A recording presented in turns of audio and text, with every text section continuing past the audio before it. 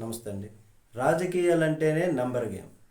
అందులో అవసరం ఎక్కువ ఉంటే ఛాన్సులు కూడా అలాగే ఎక్కువగా వస్తాయి.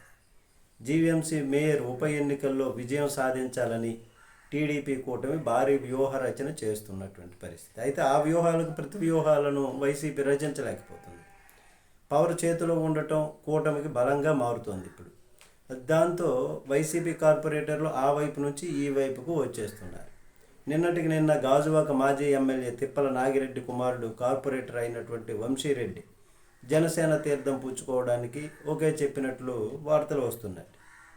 ఆయన మాజీ మంత్రి జనసేన ఎమ్మెల్యే కొనతాల రామకృష్ణని కలిసి తన సమ్మతిని తెలియజేసినట్లు కూడా తెలుస్తుంది. మరి ఈరోజు చూస్తే విశాఖ సిటీలో మరో కీలక నాయకుడు జీవీఎంసీ కోఆప్షన్ మెంబర్ అయినటువంటి బెహ్రా భాస్కర్ రావు జనసేనలో చేరేందుకు ఆ పార్టీకి చెందినటువంటి ఎమ్మెల్యే వంశీకృష్ణతో మంతనాలు జరిపినట్లు కూడా సమాచారం తెలుస్తుంది. మరి ఆయన కుటుంబ సభ్యుల్లో 2 కార్పొరేటర్లు ఉన్నారు.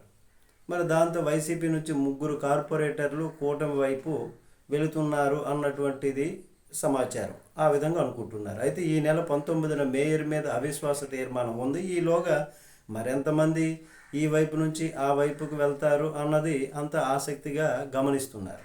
మేయర్ మీద అవిశ్వాస తీర్మానం గెలవాలి అంటే 3/2 మంది సభ్యుల మద్దతు ఉండాలి.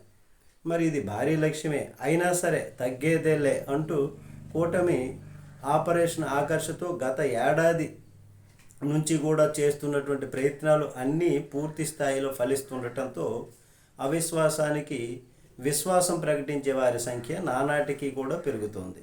చూద్దాం ఏం జరుగుతుందో. నమస్తే.